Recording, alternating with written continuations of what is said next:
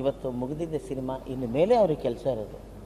ಇನ್ನು ಮೇಲೆ ಅವರು ಏನು ವರ್ಕ್ ಮಾಡಿ ನಿಮ್ಮ ಮುಂದೆ ಪ್ರತಿಯೊಂದಕ್ಕೂ ನಮ್ಮನ್ನು ಕೇಳಿ ಏನೇನೆಲ್ಲ ಮಾಡಬೇಕು ಮಾಡ್ತಾರೆ. ನಿಮ್ಮ ಆಶೀರ್ವಾದ ಇರಲಿ. ನಮಸ್ಕಾರ.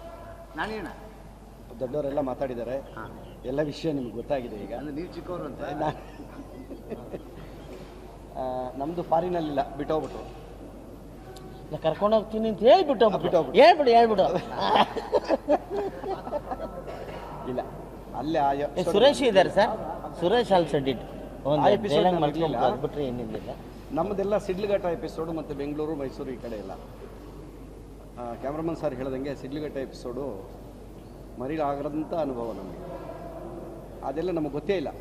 ರೇಷ್ಮೆ ಹುಳುದು ಸೀರೆ ಹೆಂಗಾಗುತ್ತೆ ಏನು ಕತೆ ಅಂತೇಳಿ ಅಲ್ಲೇ ಕೆಲಸ ಮಾಡಬೇಕಾಯಿತು. ಅದು ತುಂಬ ಹೀಟು, ಕಣ್ಣೆಲ್ಲ ಉರಿ ಬಂದುಬಿಡುತ್ತೆ ಆ ಹೊಗೆಗೆ. ಅಷ್ಟು ಒಂದು 8 ದಿನ ಅಲ್ಲಿ ವರ್ಕ್ ಮಾಡಿದ್ವಿ. ಆದರೂ ಫುಟೇಜ್ ನೋಡಿದಾಗ ನಾನು ಡಬ್ಬಿಂಗ್ ಎಲ್ಲ ಮಾಡಿದ್ದೀನಿ, ತುಂಬ ಚೆನ್ನಾಗಿ ಬಂದಿದೆ ಸಿನಿಮಾ. ಆಮೇಲೆ ಕಿಟ್ಟಪ್ಪ ಅವ್ರ ಸಿನಿಮಾದಲ್ಲಿ ಸಾಂಗ್ ಬಗ್ಗೆ ಕೇಳೋಗೇ ಇಲ್ಲ.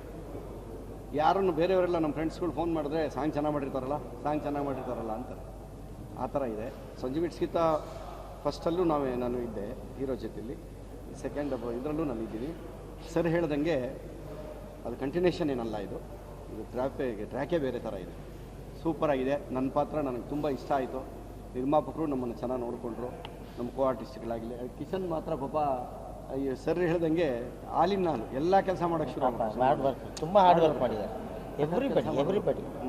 ತುಂಬ ಖುಷಿ ಆಯಿತು, ಒಪ್ಪಲೇಬೇಕು. ಆಮೇಲೆ ನಾವು ಮೈನಾ ಸಂಜೀವ್ ಇಟ್ಸ್ಗಿಂತ ಎಲ್ಲ ಜೊತೆಯಲ್ಲಿ ಕೆಲಸ ಮಾಡಿರೋದ್ರಿಂದ ನಾಗಪ್ಪ ಅವ್ರ ಜೊತೆಲಿ ಒಂಥರ ಬ್ರದರ್ ಥರ ಇರ್ತೀವಿ, ಗೊತ್ತೇ ಆ ಜಾಲಿಯಾಗಿ ಕೆಲಸ ಮಾಡ್ಕೊಂಡು ಹೋಗಿದ್ವಿ. ಕ್ಯಾಮ್ರಾಮನ್ ಸರ್ ಇವತ್ತೇ ಮಾತಾಡಿರೋದು, ಇಷ್ಟೊಂದು ಸಿನಿಮಾದಲ್ಲಿ ಮಾತೇ ಆಗಲಿಲ್ಲ ಅವ್ರಿಗೆ ಶೂಟಿಂಗಲ್ಲಿ.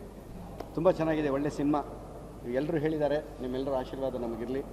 ಸಂಜೀವ್ ಇಟ್ಸ್ಗಿಂತ ಎಷ್ಟು ಚೆನ್ನಾಗಿ ಹೆಸರು ಮಾಡುತ್ತೋ ಅದಕ್ಕಿಂತ ಒಳ್ಳೆ ಹೆಸರು ಮಾಡುತ್ತಿತ್ತು ಅನ್ನೋ ಒಂದು ನಂಬಿಕೆ ನಮಗಿದೆ.